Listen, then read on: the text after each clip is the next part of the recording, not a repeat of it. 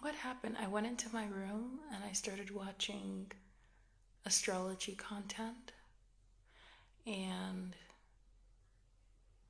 astrology content is shared by human beings. We're all humans, right? We're speaking on YouTube. And this wonderful astrologer who has such beautiful insights, very deep, wise thinker, and someone who has no doubt so many incredible virtues.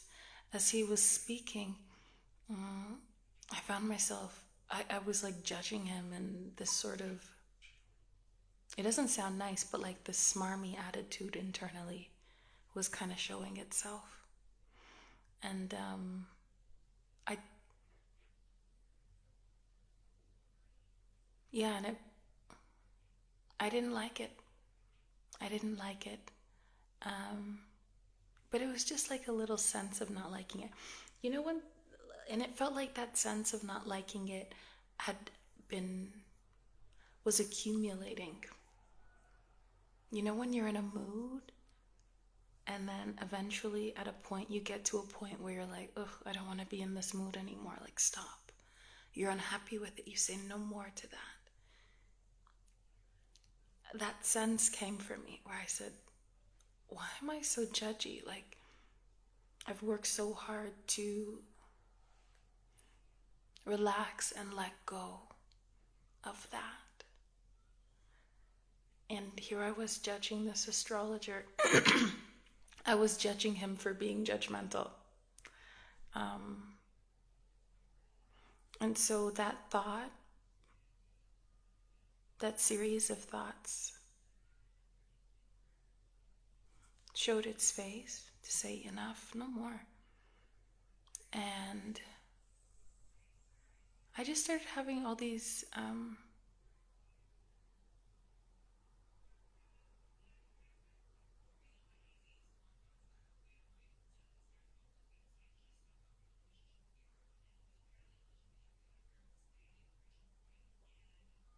I'm not sure what I did or what process began to unfold in me. There was just a sense that I didn't want more of that. And so I think I started bringing in, returning back to the sense of what I did want, or what I do want, which is love. And there was this feeling about accepting myself, acceptance. Because I had watched a film earlier where all of these people who had been rejected from a college got into a different college that wasn't actually a college. And that's why it was called acceptance, because anybody who applied got in.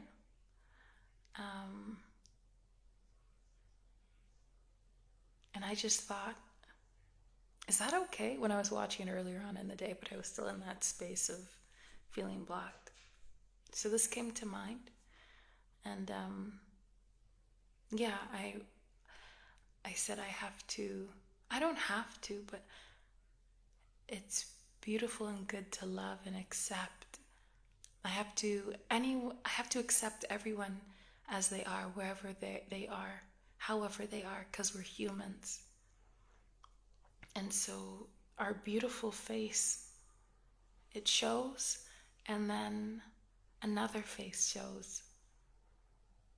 And that's okay and good, and I can accept all of that. It's important to accept.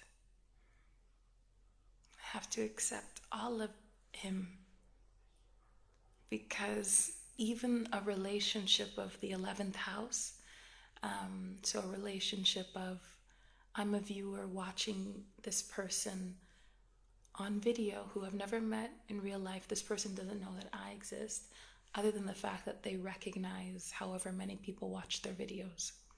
So in this relationship, I can understand and accept that it's still a relationship. This person is a person. And with all the people in my life, I strive, my aim, my desire is to accept all of who they show to me. If I only accept the parts that I love easily, or the parts that I want to be close to or surround myself with, then I'm not in love.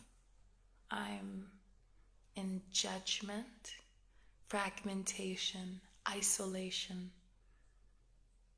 And this thought, it's funny how a thought can be so quick, and then when we reflect on it, it becomes something that takes volumes of words to unpack or speak about.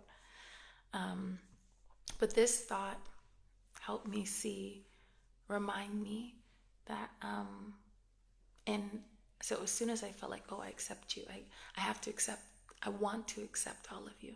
And that's my respect for him as well, isn't it? It reminded me that I accept all of me.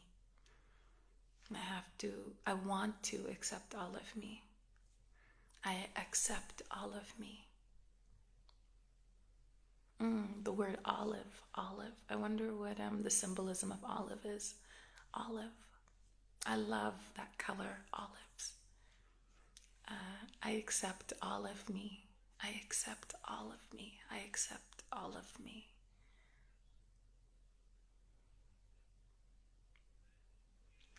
Yes. And there was a thought that someone at a place where I'm doing my practicum, a teacher, she was explaining that she did something called dry January, where for this whole first month of January, not taking a sip of alcohol. And then she was like, oh yeah, but I took a sip with my friend the other day, and I know I kind of broke that. And when she said it, I just kind of laughed, because I wasn't with me. In the stillness and in the deep, I find communion with myself. I'm at home with myself. I find unity with myself. I find my own integrity. And this is deep. So me not being in that space, a thought didn't occur to me to congratulate her on how far she came this month. Because it was still a week and a half, or maybe 2 weeks, however long, that she's gone without sipping alcohol. And this is something to feel proud of with herself. And it didn't occur to me to congratulate her for how long she had come, because I was blocked. I wasn't with myself. I think this is what I love about this placement student that I was speaking about in the prior half of the video. She's a Taurus by sun sign. And yeah, I can see that Taurus is her gift. She has this gift for slowing down. This Taurus student is that with this wholeness of being with the self. When I'm with the self, there's no separation. And so when there's no separation, there isn't this complexity. Right? When we think about something complex, if I look at a sphere and it's whole, or a cube and it's whole, a block, a chunk, I don't see that as being complex unless I look under a microscope or something. I just see it as being one whole continuous mass.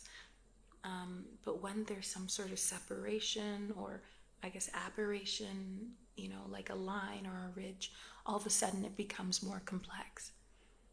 When I think about Taurus, feel about Taurus, the virtue I love about Taurus is that Taurus is simple. Taurus is whole. Taurus is continuous and one. Of course, she's a human being. It's not like all her planets are in Taurus. Or, it's like her birth chart is unique to her. So she's a human being. She's not the archetype of Taurus. But I could see this virtue of hers shining through. Her simplicity, her wholeness, her continuousness. And I think that's why she was coming to mind. And that's why it felt like no time had passed. It's like she was still her. She was the same her. No time had passed.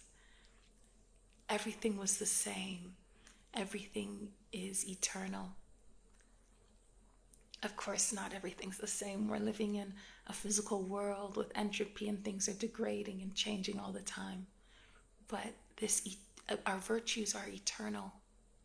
So this eternal quality of sameness, stillness, deep, that simplicity is profound. The ground, profound ground, profound in the ground, profound ground, ground.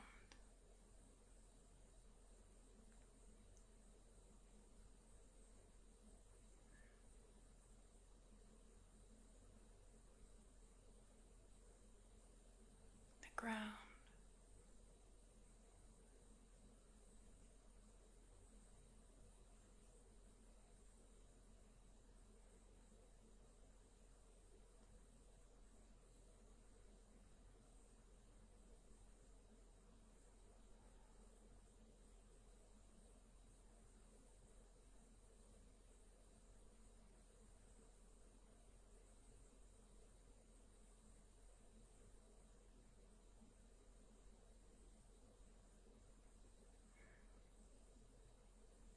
Everything is the same.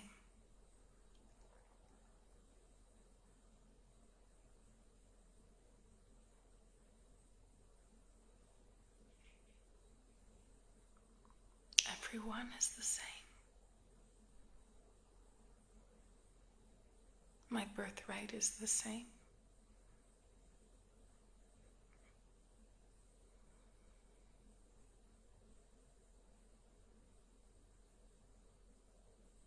Profound ground.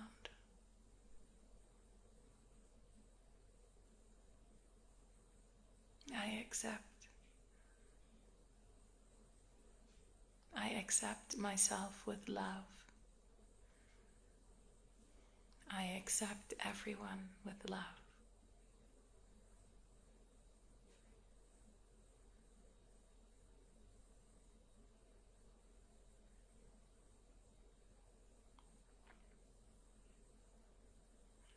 I accept all parts with love.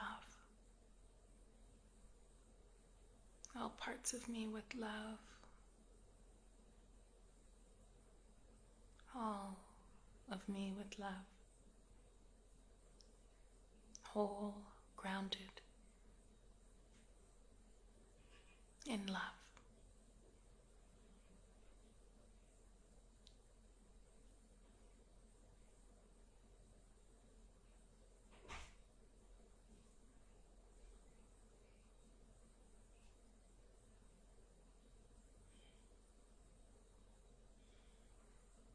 This is what is so beautiful and perfect with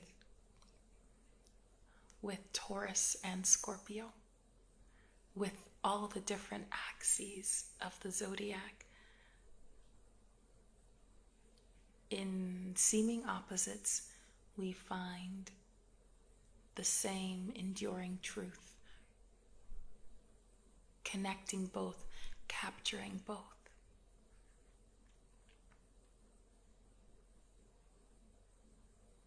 In Taurus and Scorpio, we find the same depth, the same channels of depth run through each one, run through both, unify both. both are so deep. Taurus, it's simplicity. His simplicity is his simplicity is a sign of his depth. This feeling about the enduring value that Taurus places in his possessions, her possessions. Taurus will not let go of something that Taurus has had for the past 30 years because it is good and it is valuable and it has done what it said it would do. It's been used in that same way or that same set of ways. Maybe its uses continue to surprise Taurus throughout the years. Wow, I can do this with this, I can do that with this. Maybe I can only do one thing with this, or I can do 5 things with this. Either way, both are beautiful and enduring and lasting. And I'm patient with that. I'm not going to just let that go. It's like that integrity is something that Taurus uses to assess the value, the potency, the power of something real and tangible. And that's depth. That's depth. That's what's real. That's what's enduring. That's what's eternal and unchanging. And Taurus sees that. And that is deep and profound and wise. Because Taurus is that. She is that. Scorpio is penetrating, a laser penetrating through multiple objects or something, just right through. That's precision and precise. Taurus is deep and enduring. Both go through miles and miles of that thing. It goes through it completely. The way Scorpio does it feels different because Scorpio is its own sign, its own archetype, its own individual. But they're both experiencing the same. They're both feeling the same thing, giving voice, giving life to the same quality of, I guess, testing and integrity. Testing integrity. Maybe for Taurus, it's an acceptance of that integrity and appreciating it and holding it close. With Scorpio, maybe it's more of that testing to see if something has that. But I'm digressing. I love the depth of both of these signs. I can learn a lot about depth through these signs.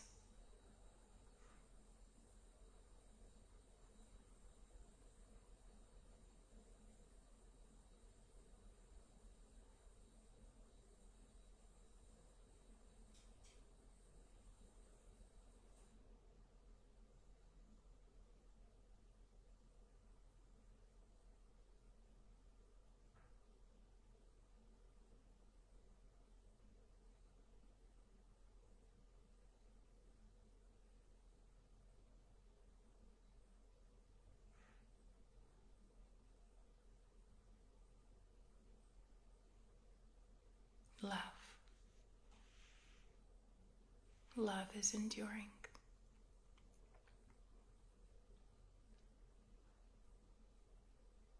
Love is enduring in both of these signs.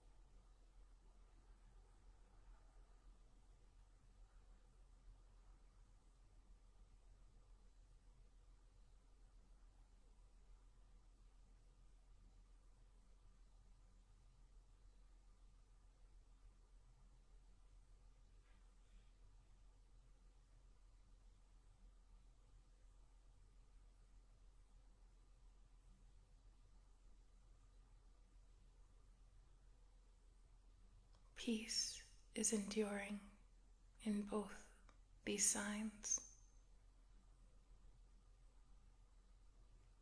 Purity is enduring. Love is enduring. Truth is enduring. Light, grace, fortune,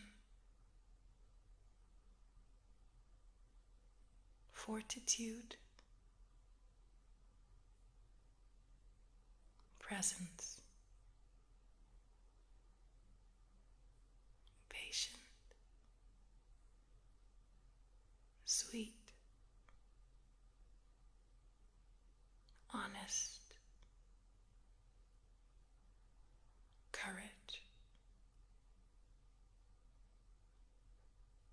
courage, courage